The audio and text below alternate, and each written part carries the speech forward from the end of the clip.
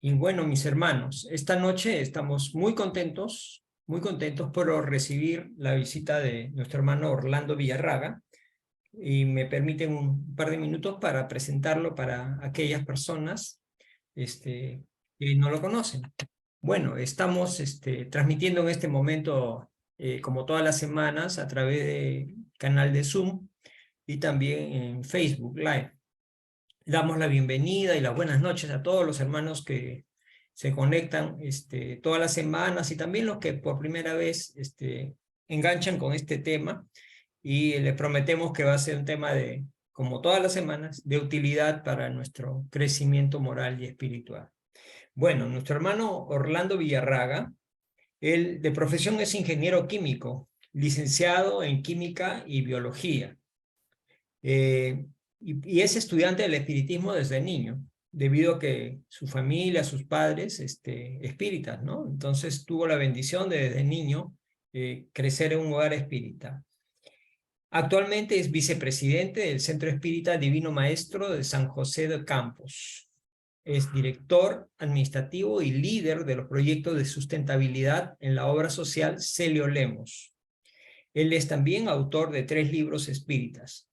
El primero se llama Planeta Vida, el segundo La Justicia Social, Visión Espírita para la Acción Social, y Espiritismo y Desarrollo Sostenible. Bueno, además de ser conferencista, un gran hermano, un gran amigo, lo recibimos con mucho cariño esta noche y le damos el pase a nuestro hermano Orlando para que pueda desarrollar el tema de esta noche. Adelante, Orlando. Bueno, buenas noches a todos. Muchísimas gracias, Pepe, por la introducción. Y gracias por la oportunidad para esta noche poder comentar algunos aspectos relacionados entre la neurociencia y la doctrina espírita, y cómo esa interrelación entre los conocimientos que la neurociencia está encontrando pueden ayudarnos mucho en nuestro proceso de reforma íntima. Entonces, voy a compartir Sí, por favor. ¿Listo? ¿Se ve? Sí, sí. Bueno. Se Entonces, ve y ese se escucha bien. es el tema de la contribución de la neurociencia para nuestra reforma íntima. Y consideramos extremadamente importante ese tema porque todos nosotros que estamos encarnados en este momento, uno de nuestros principales objetivos es crecer, progresar espiritualmente.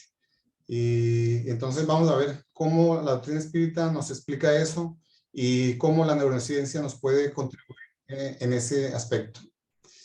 Entonces comenzamos con la famosa enseñanza de Allan Kardec en el Evangelio según el Espiritismo, cuando menciona que se reconoce al verdadero espírita en su transformación moral y en los esfuerzos que realiza para dominar sus malas inclinaciones.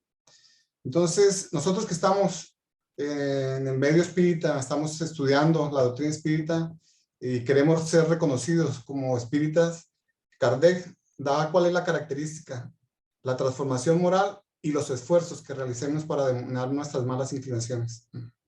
Entonces, tal vez no consigamos la total transformación moral, pero sí algo que muestra que estamos realmente aplicando la doctrina espírita son los esfuerzos que encaminamos para modificar nuestro comportamiento y para ser mejores seres humanos.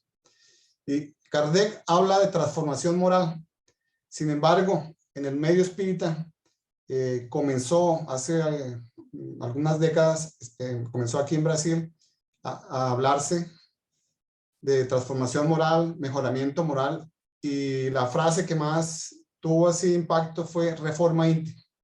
Y se habla mucho de la reforma íntima en el sentido de esa transformación moral que Allan Kardec colocó en el Evangelio según el Espiritismo. Y por eso se han publicado muchísimos libros aquí en Brasil. Por ejemplo, la reforma íntima comienza antes de la cuna. Fundamentos de la reforma íntima. Tenemos también espiritismo y reforma íntima. La terapia de la reforma íntima. Reforma íntima. Tiene usted y la reforma íntima. El ABC de la reforma íntima. Reforma íntima sin martirio. Aquí en la Federación Espírita del Estado de San Pablo un un curso específico sobre reforma íntima. Y un libro bastante interesante es este, Reforma íntima. Muchos hablan, pocos entienden y poquísimos consiguen la reforma íntima. Entonces es como un llamado de atención, que muchas veces hablamos de la reforma íntima y ¿será que realmente estamos entendiendo qué quería decir Allan Kardec y la espiritualidad superior cuando nos dice que se reconoce al verdadero espírita por su transformación moral? Aquí se habla en Brasil mucho sobre reforma íntima y poco sobre transformación moral. Y tal vez ahí es uno de los puntos que quiero colocar para nuestra reflexión, porque Kardec habla mucho de la educación moral y que a través de la educación moral es que nosotros podemos conseguir la transformación moral. La reforma íntima, reforma significa como algo que no está bien hecho y tenemos que cambiarlo, como por ejemplo la reforma de un apartamento, la reforma de una casa. Kardec, la propuesta fue de educación, de aprender cosas nuevas, de cultivar nuestros sentimientos buenos, cultivar nuestras virtudes. Esa es la propuesta de Allan Kardec, de educación moral con el objetivo de la transformación moral para que realmente podamos ser considerados verdaderos espíritus. Y entonces aquí, en este punto de la educación moral para la transformación moral, es que la neurociencia trae aportes significativos que nos pueden ayudar a entender cómo son los mecanismos a nivel de nuestro cuerpo físico que nos pueden ayudar en ese proceso de transformación moral. Entonces, ¿qué es la educación moral? Kardec colocó en el libro de los espíritus, en la pregunta 685. La educación moral consiste en el arte de modelar los caracteres, la que forma hábitos. Porque la educación es el conjunto de los hábitos adquiridos. Entonces, en la medida que nuestros hábitos no están de acuerdo con las leyes divinas, que violamos las leyes divinas, que infringimos las leyes divinas, esos hábitos no son buenos. Son nuestras malas inclinaciones que nosotros tenemos que modificar para conseguir la transformación moral. ¿Y eso cómo lo logramos? A través de la educación moral, en ese arte de modelar nuestro carácter. Y ahí la educación, el conocimiento, nos permite reflexiones que nos van a llevar a tomar actitudes diferentes. Y aquí viene el aporte importante de la neurociencia. La neurociencia es una área del conocimiento que el objetivo es el estudio del sistema nervioso, visando desvendar sus estructuras, sus funciones, los mecanismos a nivel molecular y los aspectos a nivel fisiológico, a nivel de nuestro funcionamiento del organismo físico. Y es una ciencia relativamente nueva dentro del área de las ciencias y ya tiene varias subdivisiones dependiendo del área específica que está estudiando. Entonces aquí podemos ver varias de las divisiones de la neurociencia, neuropatología, neurociencia cognitiva, neuropsicología, que son las áreas así más relacionadas con la doctrina espírita y que nos permiten las investigaciones, el resultado de esas investigaciones, entender mejor los conceptos para ayudarnos en la cuestión de nuestra transformación moral. Y ahí, ese avance de la neurociencia ha sido resultado del avance en la tecnología para poder medir lo que ocurre en nuestro cerebro. Entonces, por ejemplo, se han desarrollado aparatos como estos de magnetoencefalografía. Tenemos también la resonancia magnética por imágenes funcional que permite medir las variaciones del flujo sanguíneo en nuestro cerebro en tiempo real relacionado con las actividades de nuestro pensamiento y de nuestro sentimiento. Y también electroencefalogramas bastante desarrollados tecnológicamente que permiten medir otras funciones de nuestro cerebro. Entonces, el avance de esa tecnología junto con la psicología especialmente y la biología ha permitido entender mejor esa relación entre nuestros pensamientos, sentimientos, comportamientos con el funcionamiento de nuestro instrumento divino que es el cuerpo físico. Y aquí ellos han llegado a mostrar que nuestro cerebro, nosotros tenemos las células principales del cerebro que son las neuronas. Y se estima que tenemos 100.000 millones de neuronas.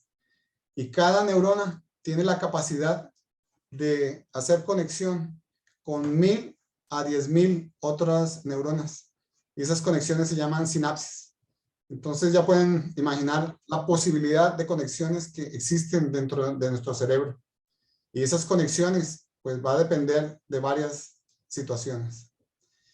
Y aquí traemos una de las leyes principales dentro de la neurociencia, que es conocida como la ley de Hebb, gracias a los trabajos de un neuropsicólogo, Donald Hebb, que él con estudios anatómicos, psicológicos y comportamentales, llegó a la conclusión que cuando las neuronas son activadas simultáneamente, ellas permanecen conectadas.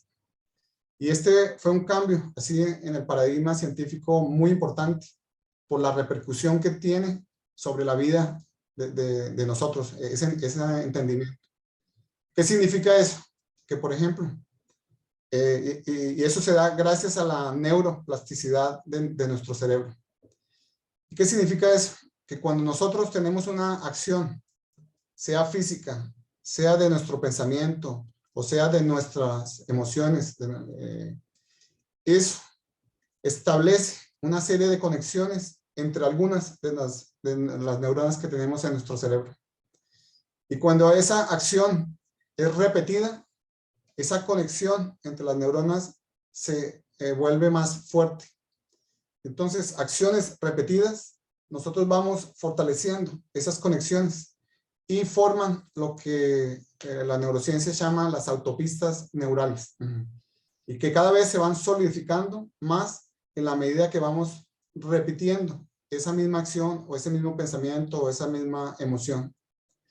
Y esas conexiones, esa acción repetida que establece esas conexiones más fuertes, crea unos hábitos. Y ahí es donde tiene la relación con la educación moral. Vimos que la educación moral es esa arte de modelar nuestros caracteres, de crear nuevos hábitos.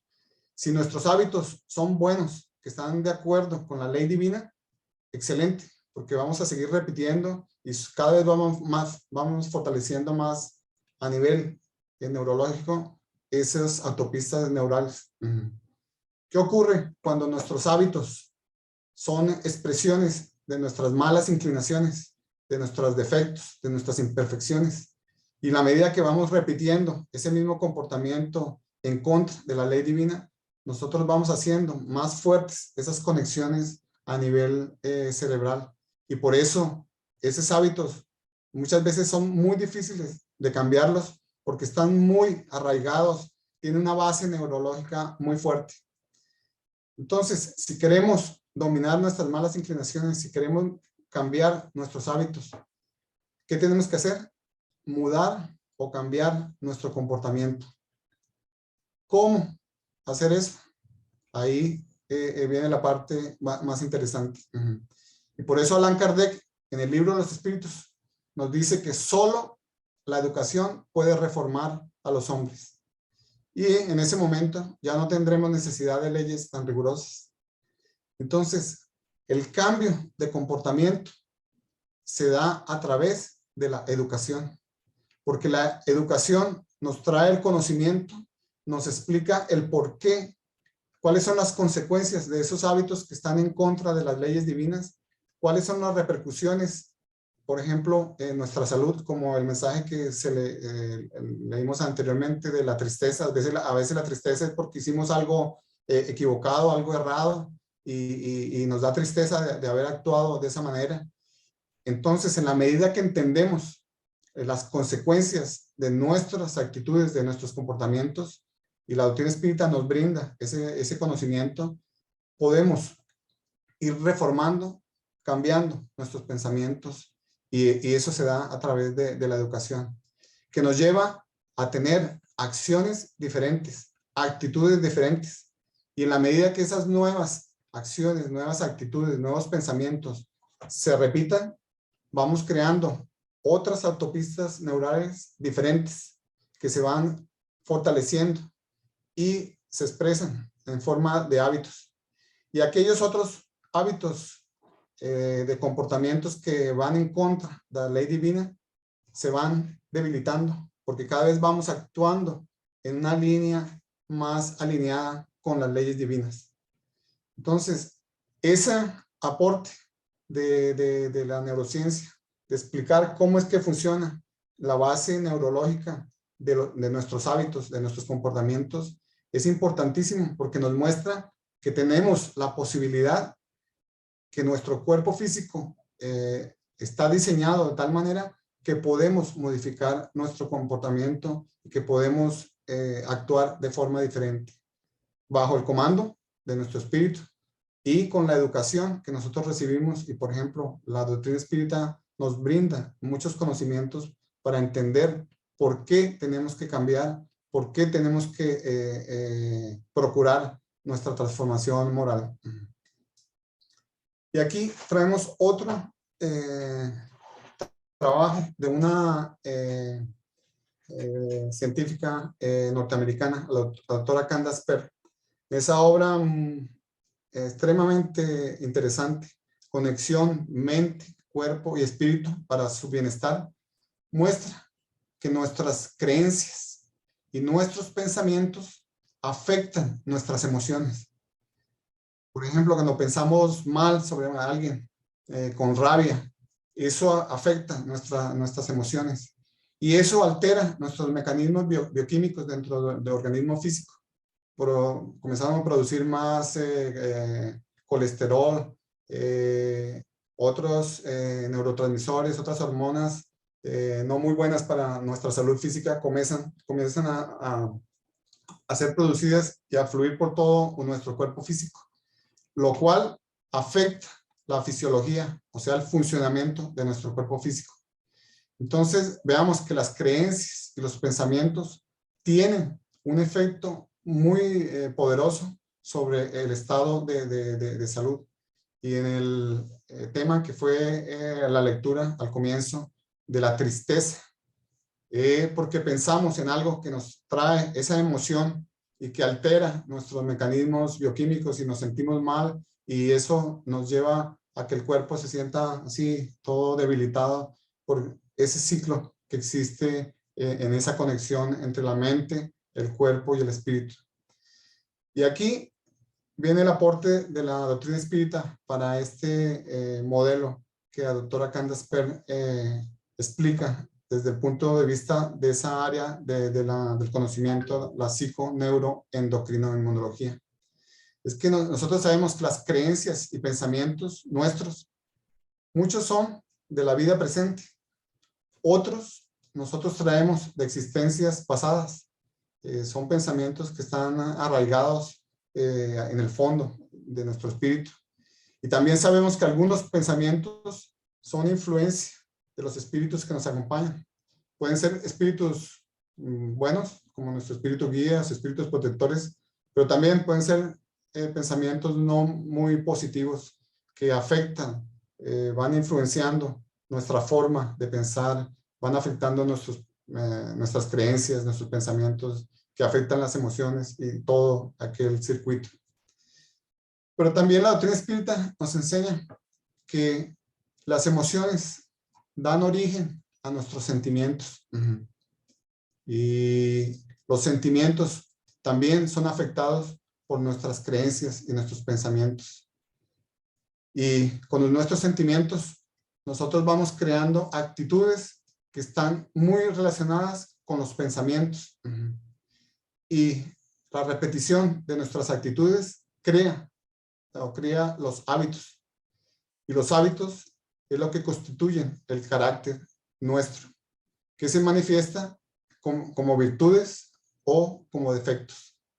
Entonces vea la relación que existe entre la parte física y la parte nuestra de los pensamientos y los sentimientos. Y cómo está relacionado con los hábitos.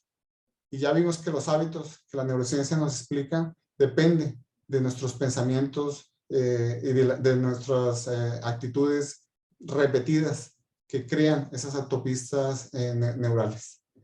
Entonces, si nosotros queremos trabajar en ese proceso de transformación moral, de superar o dominar nuestras malas inclinaciones, nuestros defectos, nuestras imperfecciones, no podemos pasar directo aquí de defectos para virtudes.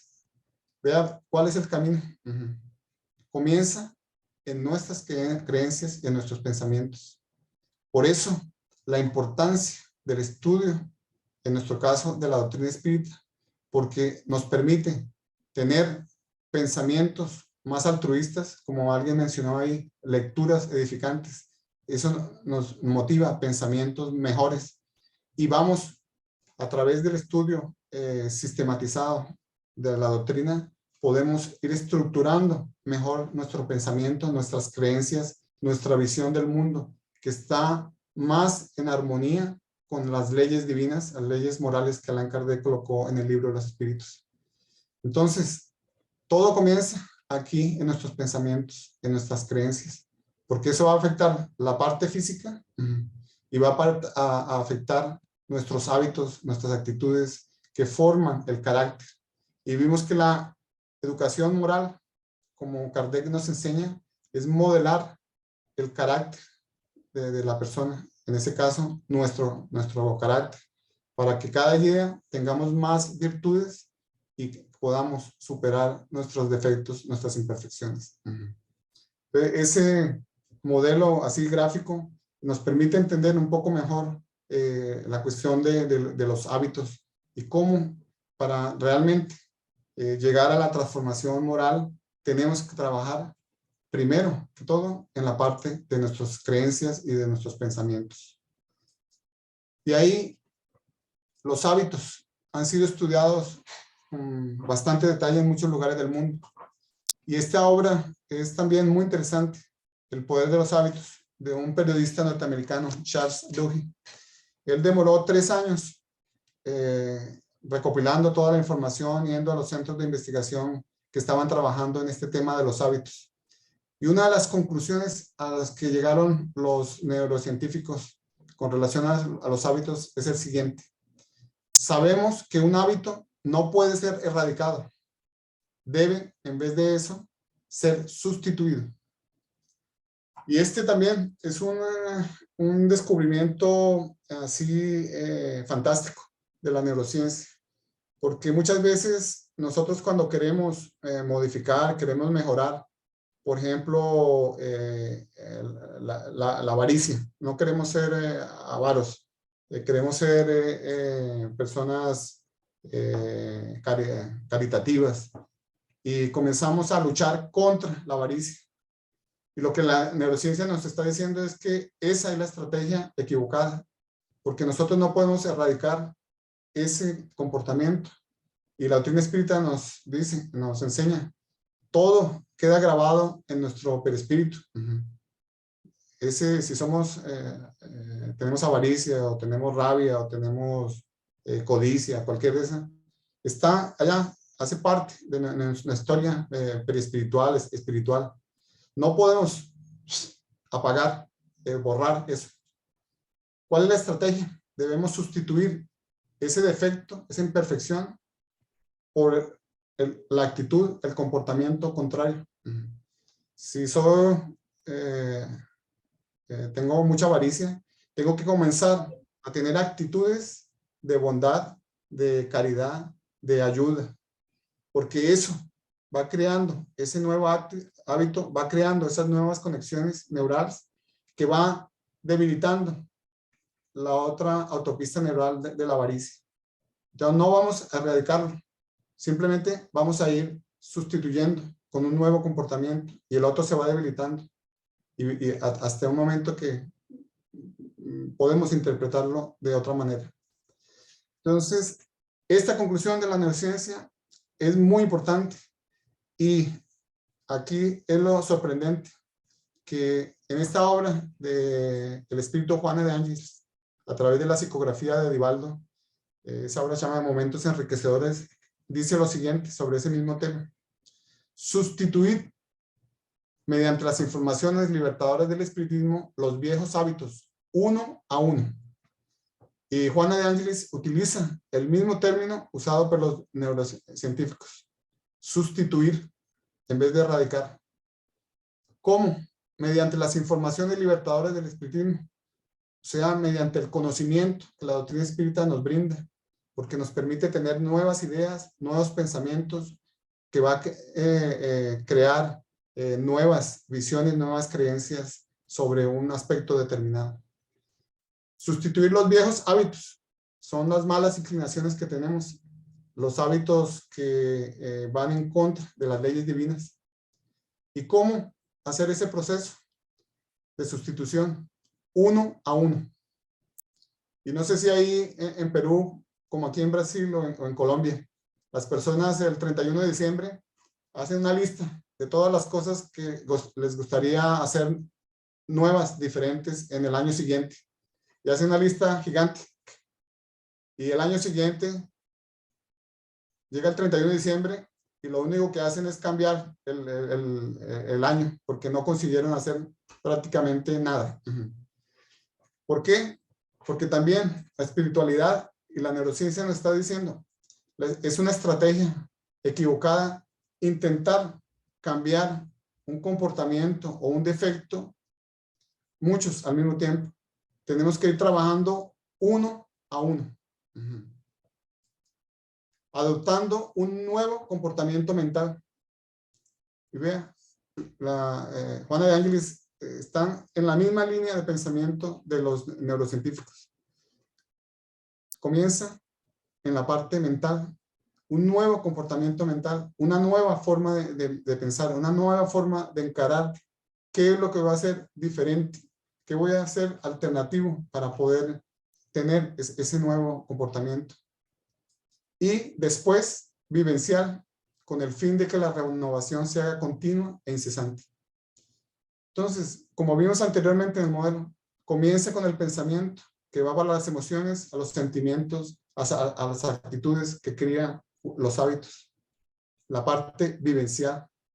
Entonces, si queremos la transformación moral, si queremos la reforma íntima, como es más conocida, tenemos que ir trabajando, sustituyendo esos viejos hábitos, las malas inclinaciones, sustituyendo un a uno.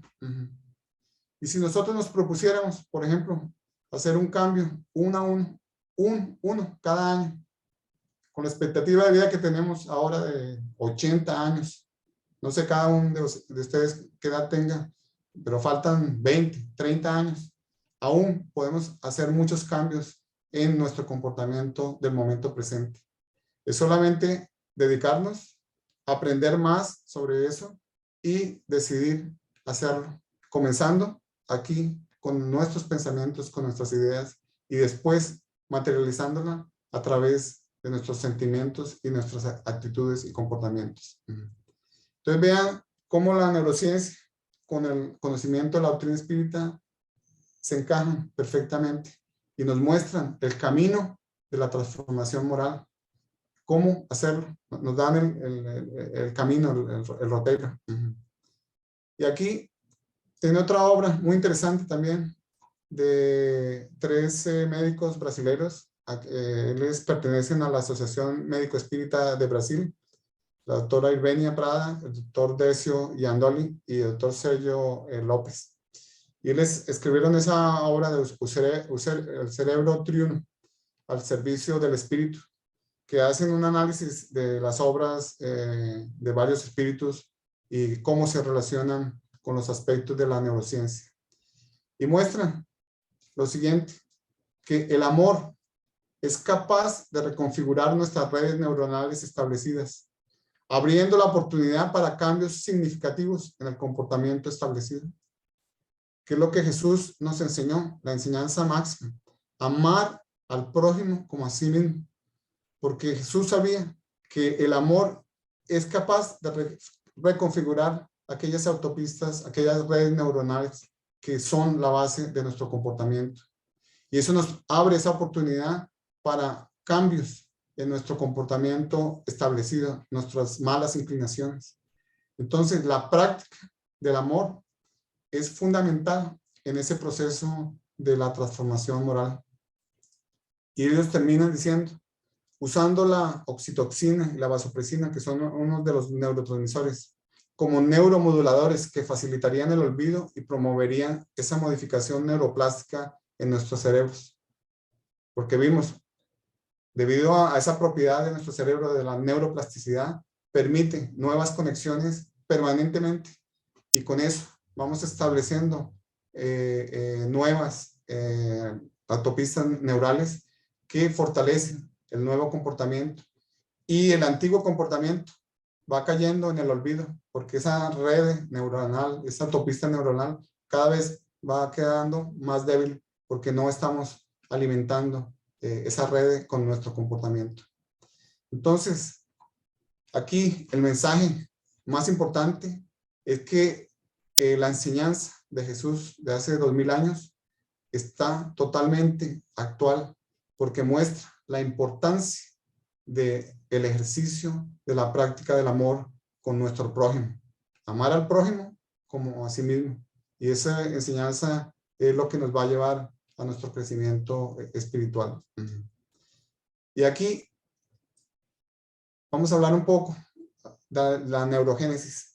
Hasta hace unas 4 o 5 décadas atrás se creía que nosotros nacíamos con un número determinado de neuronas, y que en la medida que íbamos creciendo, aumentando nuestra edad, el número de neuronas iba disminuyendo.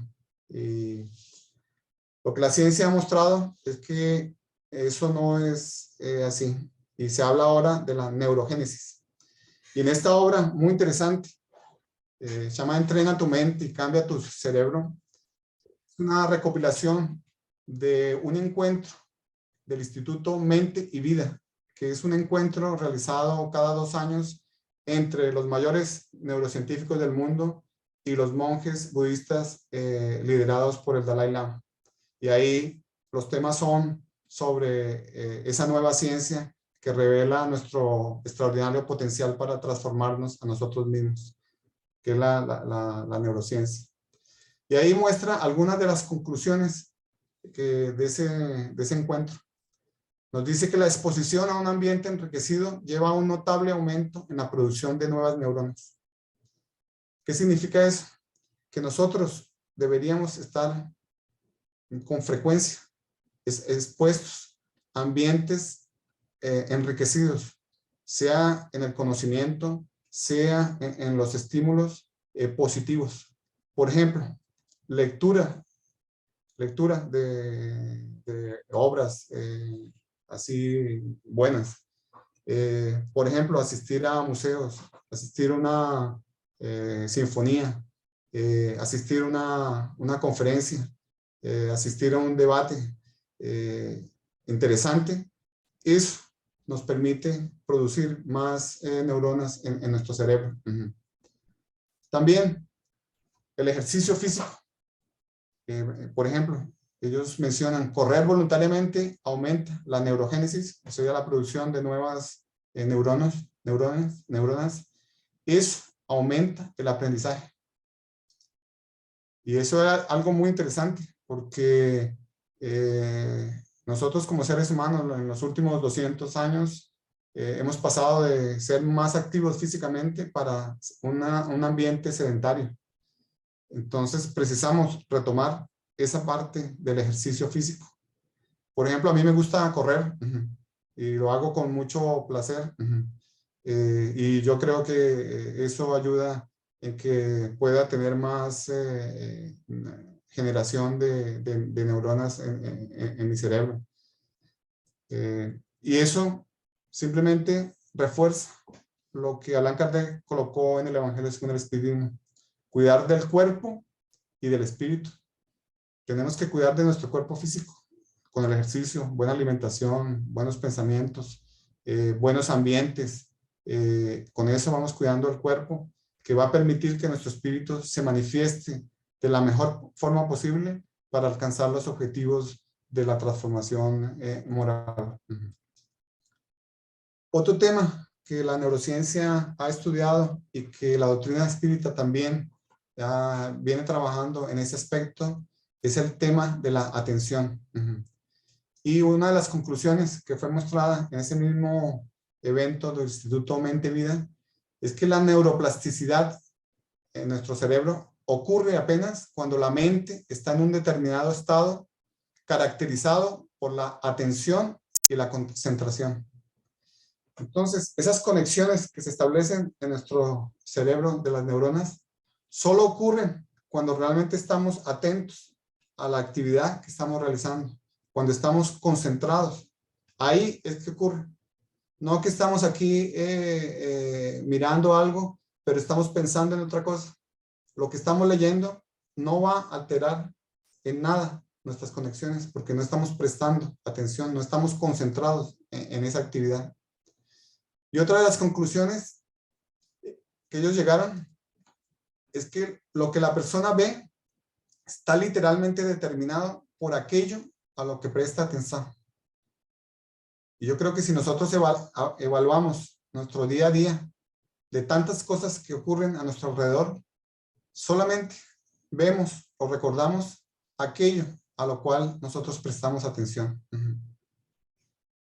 Eso es lo que la neurociencia nos dice. Y veamos lo que la doctrina espírita nos dice en el libro de los espíritus.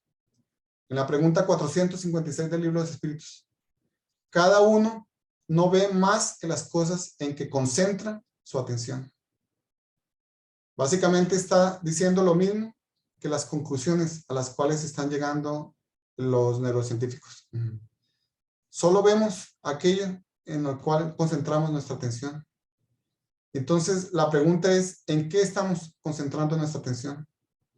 ¿Será que estamos dedicando nuestra atención o prestando atención a nuestra transformación moral? ¿O estamos prestando más atención al WhatsApp, al Facebook, a ver sobre la vida de los demás, a conversar sobre cosas sin ninguna importancia, a transmitir desinformación para las otras personas? ¿En qué estamos prestando atención? Porque solamente vamos a ver aquello que estemos prestando atención. Y si realmente consideramos importante nuestra transformación moral, deberíamos concentrarnos y prestar atención a ese tema, a estudiar, a conocernos mejor, para poder saber cuáles son nuestras imperfecciones, cuáles son nuestras habilidades, cuáles son nuestros talentos. Y en la medida que prestemos más atención, vamos a través de la neuroplasticidad de nuestro cerebro, vamos a hacer las conexiones más adecuadas que nos van a permitir tener comportamientos más alineados con las leyes divinas. Entonces, la atención es tan importante que el espíritu Emmanuel escribió una obra con ese título y que trata solo sobre ese tema de la atención para mostrarnos la importancia que tiene eso para nosotros espíritus, reforzando la enseñanza de la espiritualidad superior del libro de los espíritus, de que debemos concentrar nuestra atención en lo que realmente nos va a ayudar en nuestra transformación moral. Y otros descubrimientos de la neurociencia que son importantes para nosotros espíritas en este proceso de transformación moral, de reforma íntima. Y en esta obra muy interesante, estuve viendo para ver si estaba en español, pero no la encontré.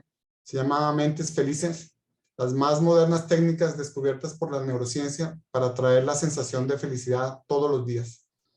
Escrita por varios investigadores en esa área de la neurociencia. Y muestra algunos resultados de esas investigaciones. Uno de esos resultados es el siguiente. La percepción consciente activa las mismas áreas del cerebro que la imaginación. Entonces, ¿qué significa eso? Que, por ejemplo, yo estoy viendo aquí este libro. Estoy percibiendo las letras que están aquí escritas. Eso activa unas áreas de mi cerebro determinadas. Pero si yo cierro los ojos y me imagino que estoy viendo la capa de ese libro, Mentes Felices, yo activo las mismas áreas de la percepción consciente activa. Entonces, vean la importancia de la imaginación, que activa las mismas áreas que si nosotros estamos percibiendo físicamente. Y la otra conclusión que llegaron es que el cerebro es incapaz de distinguir entre una experiencia registrada de una fantasía interna. O sea, nuestro instrumento físico no puede diferenciar entre algo que ocurre en la realidad con algo que nosotros nos imaginamos que puede ocurrir o que va a ocurrir.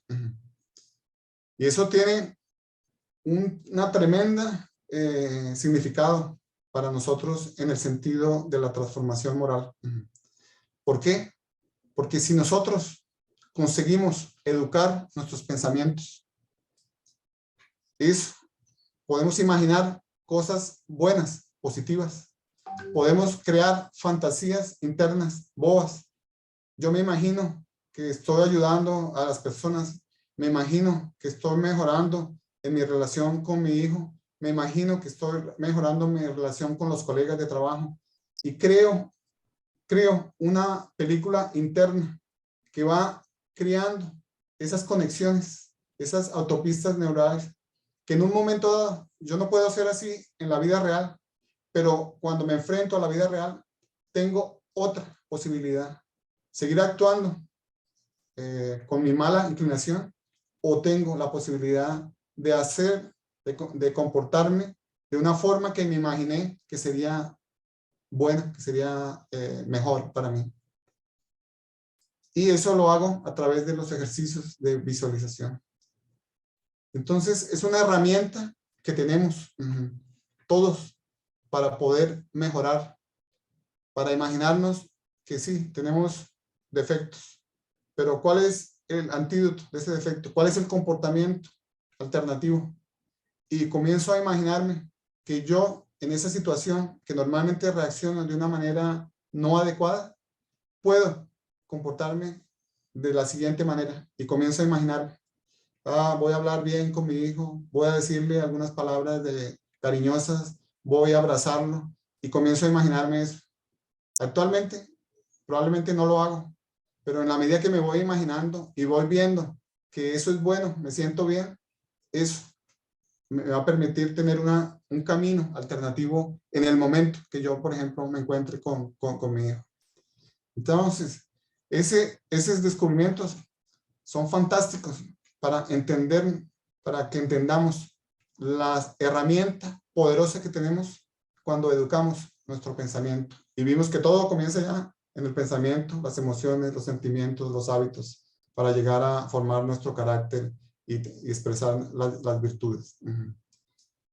Y aquí en esta obra también de otro neurocientista científico, Rick Hanson, se llama El cerebro de Buda, el título del libro, La neurociencia de la felicidad, el amor y la sabiduría.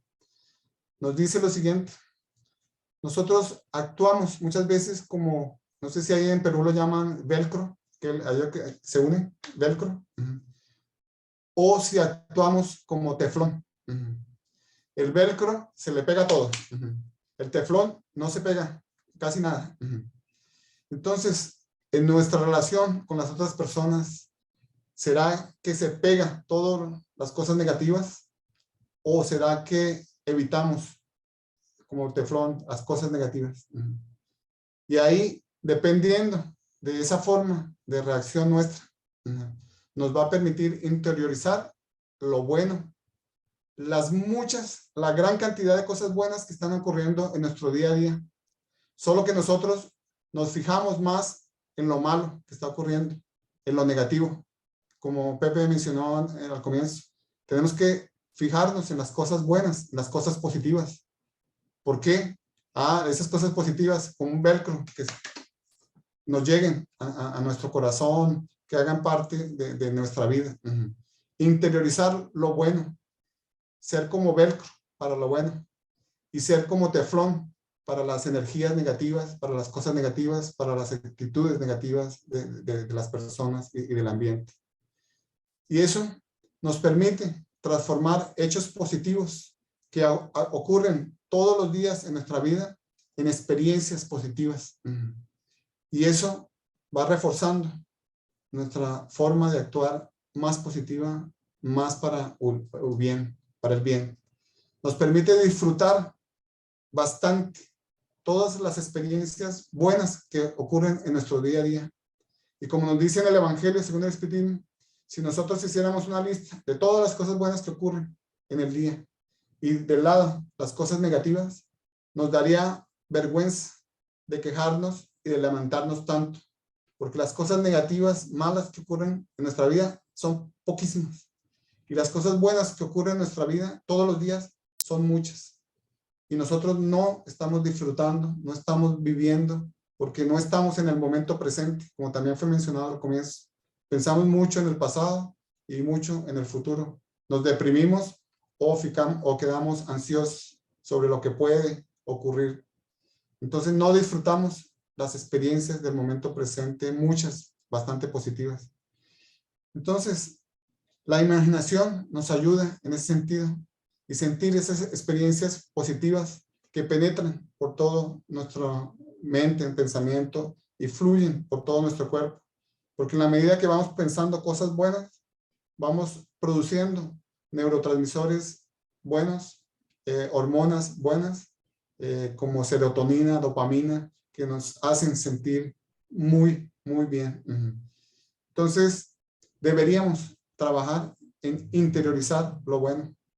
Y la neurociencia nos da las razones de por qué hacerlo. Y ahí, en el capítulo 9 del Evangelio según el Espiritismo, cuando Kardec habla de los bienaventurados, los mansos y los pacíficos, los pacificadores. Él trata 5 temas: las injurias y violencias, la rabia, la obediencia y resignación, la afabilidad y la dulzura, y la paciencia. Y es interesante porque desde el punto de vista de la neurociencia muestra que la rabia, el antídoto son estos: la paciencia, la afabilidad y la dulzura, la obediencia y la resignación. Si nosotros tenemos rabia, ira, cólera contra algo o alguien, tenemos que trabajar en el comportamiento opuesto. Por ejemplo, trabajar en la paciencia, en desarrollar la paciencia. Porque en la medida que vamos desarrollando la paciencia, actitudes, comportamientos de paciencia, pensamientos, sentimientos, los sentimientos y comportamientos y actitudes de rabia se van debilitando en nuestro cerebro. Y ahí, ¿cuáles son las consecuencias de la rabia? Y en esta obra del doctor Andrew Nuber, tal vez uno de los mayores científicos en la actualidad en esa área de la neurociencia, y en esa obra excelente que se llama Cómo Dios puede modelar su mente, un diálogo entre la fe y la neurociencia, nos dice lo siguiente: las consecuencias de la rabia: activa liberación de hormonas del estrés, cortisol, comienza a fluir por todo nuestro cuerpo. Aumenta el riesgo de problemas cerebrovasculares. Y ten personas que en un momento de rabia tienen un problema cerebral. Aumenta el riesgo de enfermedades cardiovasculares porque el corazón comienza a acelerar. Pierde la capacidad neurológica de pensar lógicamente porque altera las conexiones en nuestro córtex aquí frontal. Interfiere en el almacenamiento de la memoria. Las personas con rabia hablan y dicen cosas que después dicen: no, pero yo no hice eso, yo no dije eso, porque altera los mecanismos de almacenamiento de la memoria. Eleva la presión arterial y debilita el sistema inmunológico. Esas son algunas de las consecuencias de la rabia. Y entonces, la conclusión es que la rabia es una emoción destructiva que altera todos nuestros mecanismos bioquímicos y altera toda la fisiología. Entonces, tenemos que cambiar si tenemos comportamientos de rabia, de ira o de cólera en mayor o menor grado. Y por eso la conclusión que llega a la espiritualidad en el Evangelio con el Espiritismo, en ese capítulo, conclusión, la rabia nada resuelve. Y el doctor Andrew Neuer llega a la misma conclusión, la rabia nunca funciona.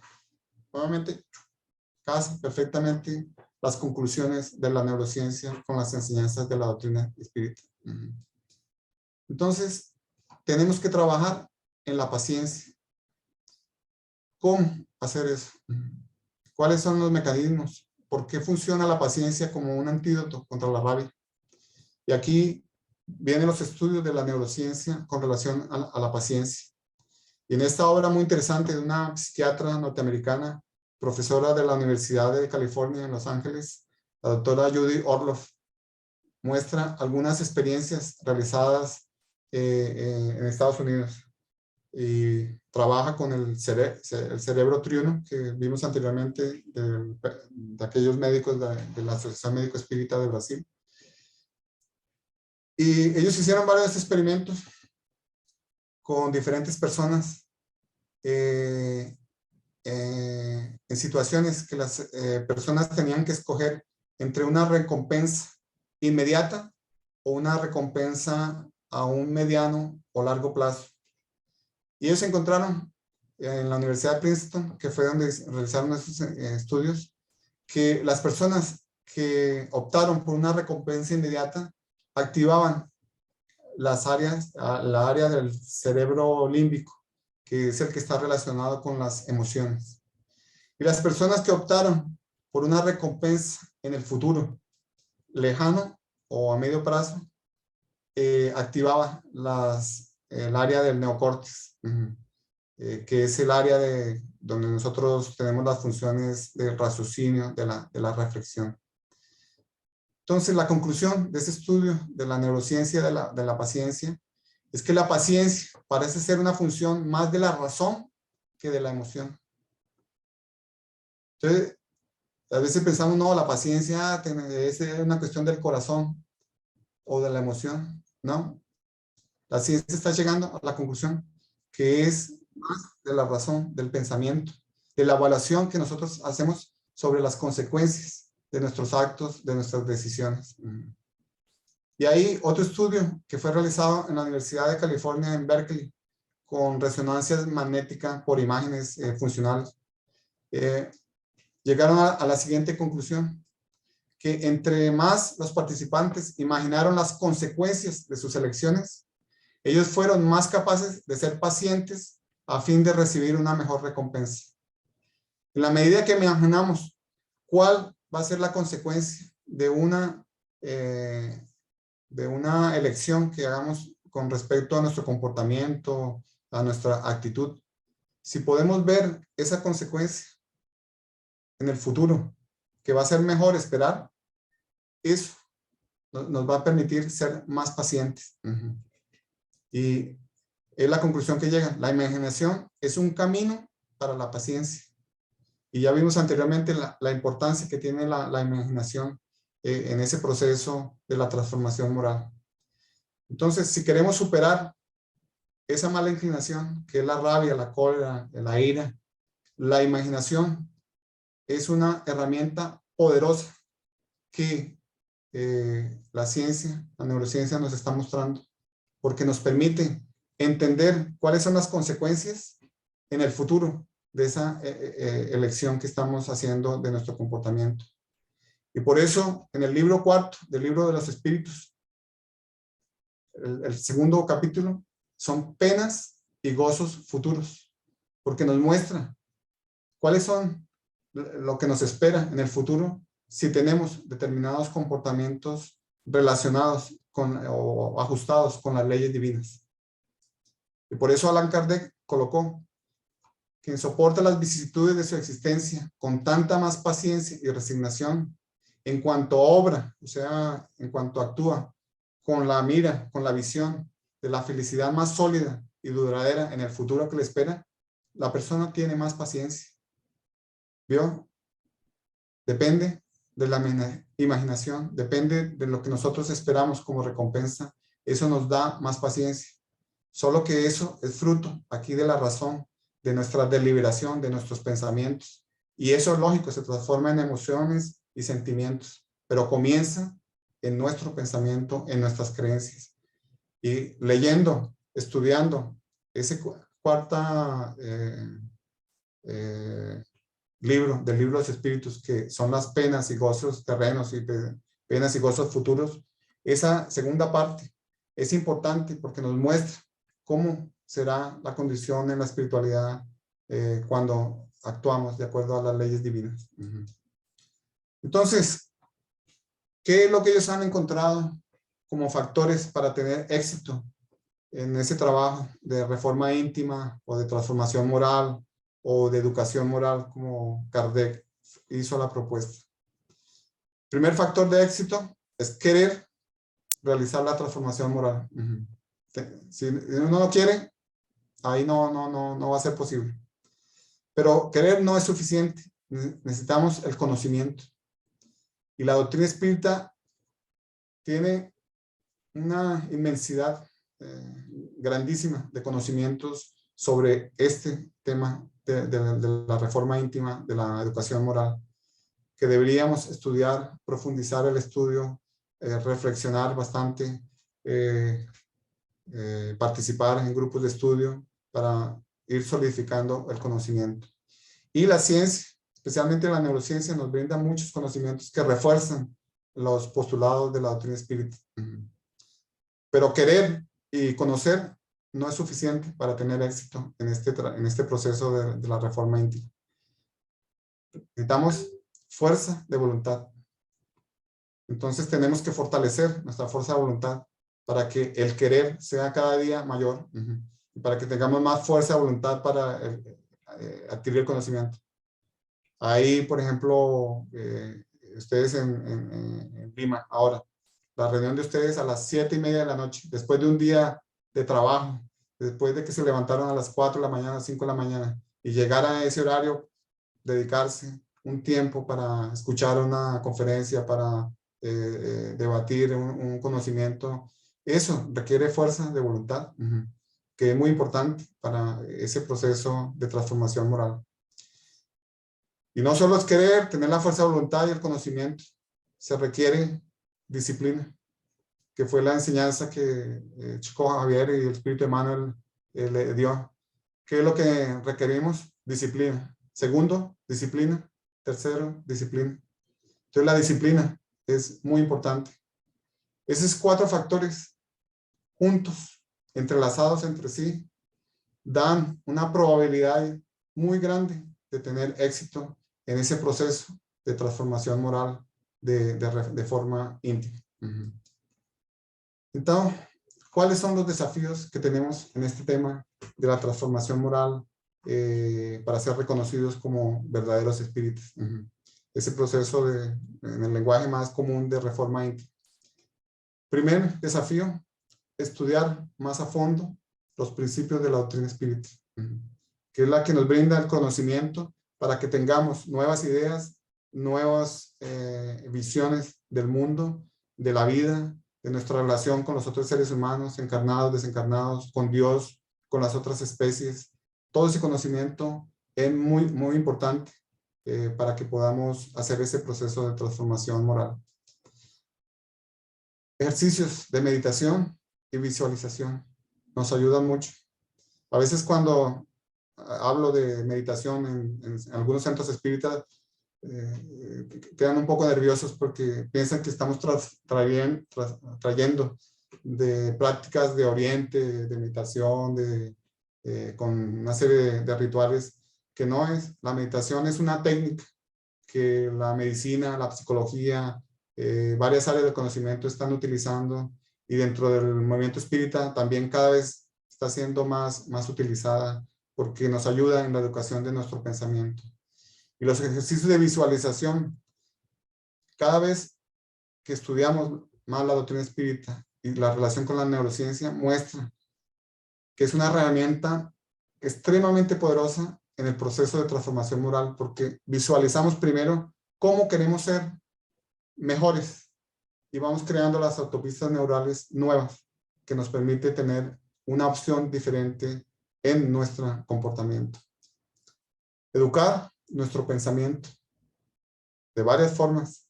La lectura, como fue mencionado al comienzo, los debates, las conversaciones que son enriquecedoras, y tiene muchas otras formas de educar nuestro pensamiento. Prestar atención a lo que estamos haciendo, al momento presente, que es el único momento que podemos hacer algo. El pasado ya fue, el futuro va a depender de lo que hagamos en el momento presente. Entonces tenemos que prestar atención, porque vimos que la neuroplasticidad del cerebro solo actúa cuando estamos prestando atención. Tenemos que practicar el amor a nuestro prójimo. Vimos que el amor es un neuromodulador impresionante en esa creación de nuevas autopistas neurales. Entonces, es importantísimo la práctica del amor a nuestro prójimo. Y la importancia del cambio de hábitos, que es la educación moral, que es la propuesta de Allan Kardec. Y no sirve hablar mucho sobre esto si nosotros no colocamos en acciones de nuestro día a día todo este gran conocimiento que recibimos de la doctrina espírita, de la neurociencia. Entonces, ojalá cada día nos motivemos más a estudiar, profundizar y colocar en acciones de nuestro día a día todos estos conocimientos.